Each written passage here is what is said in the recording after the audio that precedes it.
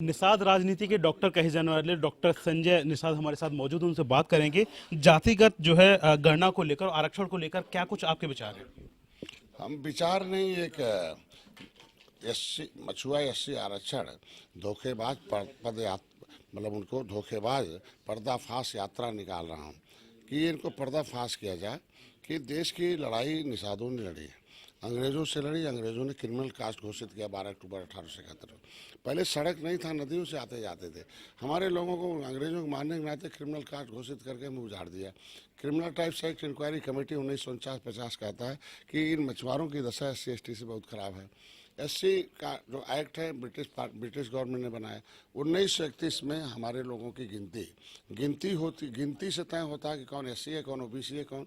तो जो SC अनुसूचित जाति की जो सूची है, अनुसूचित जाति का जो व्यवस्था है, वो एक तरीके से खानदानी सुरक्षा है, वो संवैधानिक सुरक्षा है, उसके मान सम्मान स्वाभिमान रोटी कपड़ा और मकान का।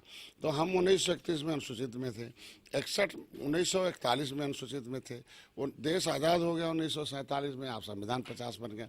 सरकार नहीं थी तो 51 में गिनती नहीं हुई। लेकिन चीफ सेक्रेटरी भारत सरकार के फतेह बहादुर सिंह ने लेटर लिखा, पत्र सभी राज्य सरकारों को जम्मू कश्मीर को छोड़कर, कि 1941 के अनुसार जो है वो 51 में भी रहेंगे।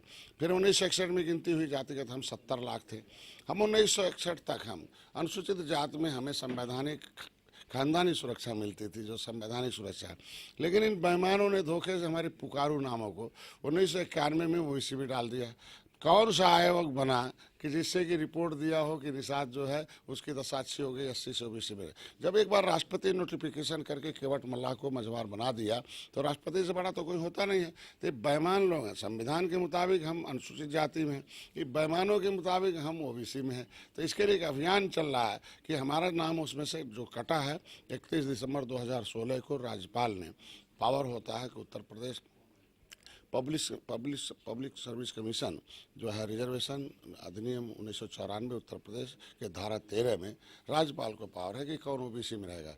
राज्यपाल ने गजट पारित कर दिया है कि केवट मल्लाह बिंद कश्यप कहार धीवर रखवार बाटन तो रहा, ये जो है ये पिछड़े में नहीं रहेंगे। तो जब राज्यपाल ने निकाल दिया तो हमारा नाम अब पिछड़े में रहना नहीं चाहिए। ये मान लो पिछड़े में बंटवारा, पिछड़े में गिनती, मतलब ये हमेशा हमारे समाज को भड़काना चाहते हैं कि बंटवारा करेंगे, शामिल करेंगे। ये कभी नहीं कहते हैं कि ये अनुसूचित हैं। तो आज इस बात का मैं चाहता हूँ, जातिगत जनगणना होनी चाहिए। सभी जाति की कितनी संख्या है, उनके का स्तर होना चाहिए। लेकिन कौन जाति कहाँ गिनी जाएगी? जब संविधान के मुताबिक हमारी गिनती 1961 के, तो पहला नेता की गिनती कराने के लिए तो मैं गया था, सपा ने तो गोली मार दी, एक भाई को मारा, हमें 302 मल्ली बना दिया। मैं पहला व्यक्ति हूँ, संविधान के मुताबिक मैं चाहता हूँ गिनती हो, सेंसस में 96।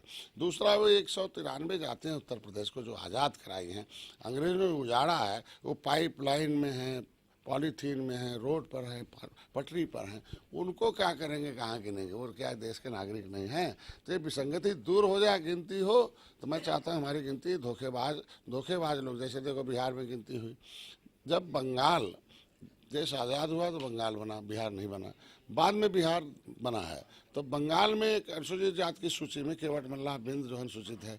जब बंगाल से बिहार अलग हुआ तो अनुसूचित जाति की सूची आनी चाहिए थी, इसमें वो पन्ना ही गायब कर दिया। जैसे उत्तराखंड बना उत्तर प्रदेश से, तो यहाँ की सूची उत्तराखंड में हो गई, तो हमारा नाम ही गायब कर दिया। अब बिहार में गायब करके जो अनुसूचित में उन्हें पिछड़े में बना दिया कि पिछड़े। आप देख लो आज कि एग्रीकल्चर का जो पौआ वोट है, एक हुआ भर हो गया।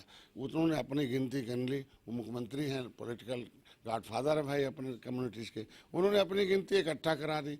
पॉलिटिकल गॉडफादर मिल्कमैन लोग हैं, उन्होंने जो है यादवों की गिनती जितनी उपजातियाँ थी, अहिर ग्वाल धड़ोर जो है यादव, सबको इकट्ठा गिन दिया। बाकी मछुआरों को भूजा बना दिया, झुआ भरोट को पौआ मार दिया। केवट मल्लाह बिंद कश्यप कहार धीवर रखवार बाटन तुरैया बनपर हैं, माझी मझवार, ये सारे नुनिया, ये सारी जाति 1%, आधा %। अब कोई नुनिया का आदमी जाएगा टिकट लेने, कहेंगे कि हमने निषाद साहब, हम निषाद हैं इतना, तो उसका क्या कहेगा? मालूम, दलाल कहेगा अरे साहब इनकी 1% वोट है, 5000 वोट से कैसे होगा? हाँ, अब बाकी कहेंगे अरे यार इनका झुआ भर वोट है, इनके साथ चलो, अब तुम पौआ पियो। तो ये जो भूजा बनाने वाली है, पहली बात, 1 नंबर हम SC में है, SC में गिनती होनी चाहिए। दूसरा, OBC में जिसकी है OBC में गिनती होनी। निषाद समाज के भी कार्यकर्ताओं ने एक नारा दिया आपके स्वागत में कि वोट से लेंगे सीएम पीएम, तो 2024 का चुनाव नज़दीक है, सीएम पीएम लेने की क्या तैयारी है आप लोगों की? अरे त्रेता में भगवान राम ने निषाद राज को गले लगाया था, देखो कैसे रावण राज खत्म हुआ। जब भगवान राम आए वापस तो अपनी कैबिनेट में निषाद राज को बुलाए, बैठाए।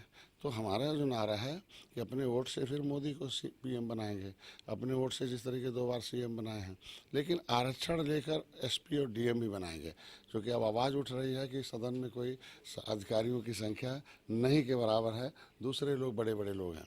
तो इसका मतलब पिछली सरकारों ने इन जातियों को पढ़ने नहीं दिया, इनके लिए रिजर्वेशन नहीं दिया, इनको हमारे माने आज के दिन में निषाद जो है एससी में शामिल था 1961 तक, और आज तक शामिल रहता। तो हमारे लोग बहुत ढेर सारे आईएएस पीसीएस रहते जो है सचिवालय से लेकर यहाँ तक है। तो हमारे लोगों को सचिवालय से हटा दिया, शौचालय में पहुँचा दिया। तो अब हमारे लोगों ने तय कर रखा कि आरक्षण से हमें शौचालय नहीं सचिवालय चाहिए। आगरा में यमुना किनारे सत्संग सभा के लोगों ने निषाद समाज के लोगों पर, ग्रामीणों पर लंबे सालों से जो है कह सकते हैं कि अत्याचार कर रहे हैं। निषाद समाज के लोगों का साफ तौर पे कहना, सरकार उनकी नहीं सुन रही है, उल्टे उन्हीं के खिलाफ मुकदमे लिखे जाते हैं। अभी एक बवाल हुआ, उस बवाल में पुलिस पिटी, प्रशासन के लोग पिटे और ग्रामीण लंबे समय से पिटते आ रहे हैं। उस पर आपका क्या रुख है?